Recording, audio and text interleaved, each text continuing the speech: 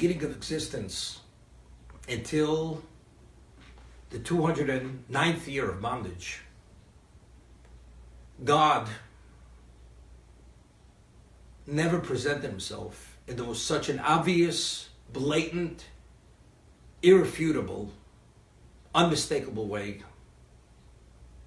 And this was through the 10 plagues. Egypt, the height of civilization,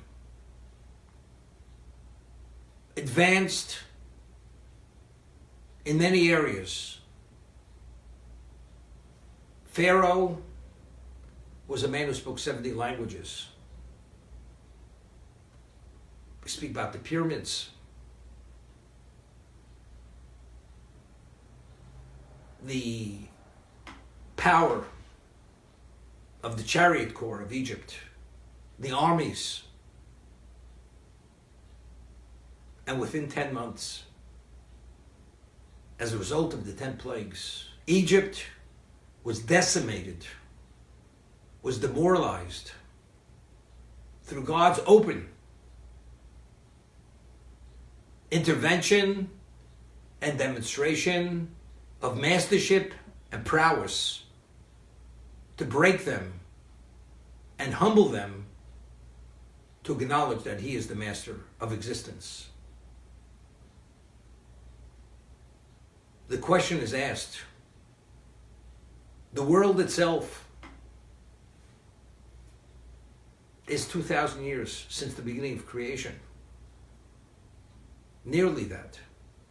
Why did God wait only until Egypt? There were many kingdoms, many civilizations which existed and were destroyed.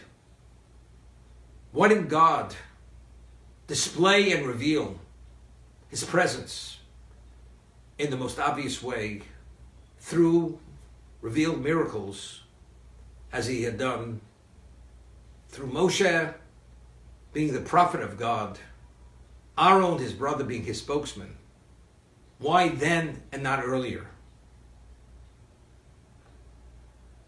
Secondly, there's a very basic central thing which permeates many of the laws, the positive commandments of the Torah, and even some of the negative commandments, and they're all commemorative of what happened in Egypt.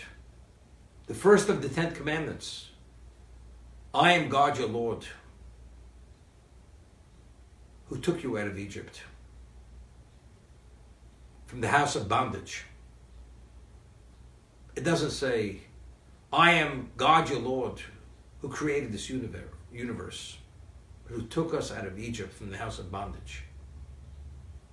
When we say the Kiddush Friday night, the benediction over the wine, and we recite the paragraph, when God concluded creation, this is a Torah obligation. Again, there's a mention of the redemption of Egypt. Zecher liyitzis Mitzrayim.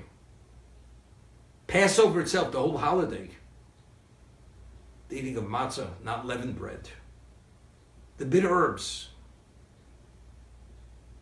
the charoses, which is a dish made of various fruits, nuts, wine, other ingredients, which is to commemorate the mortar. All this, we recline at the Seder, which is a demonstration of freedom. But yet, when we eat the bitter herbs, we don't recline. That's to commemorate the embitterment of our lives by the Egyptians. In the time of the temple, they ate a Paschal lamb. As they ate the Paschal lamb in Egypt, they ate the Paschal lamb every year on the 15th night of Nisan, the first night of Pesach. And this was a Torah obligation. This is one of the only positive commandments that if one does not perform this, although it's being violated in a passive state, the liability of spiritual excision, which is very extreme, similar to a Jew, a male Jew who is obligated to circumcise himself, although it's a positive commandment, remaining in an uncircumcised state is considered something very extremely serious because of the innate value of circumcision, which represents the covenant. The innate value of slaughtering the sheep, the goat, which was the deity of Egypt, which is severing of every degree of tie and connection to the idolatrous past of the Jew when we were slaves in Egypt.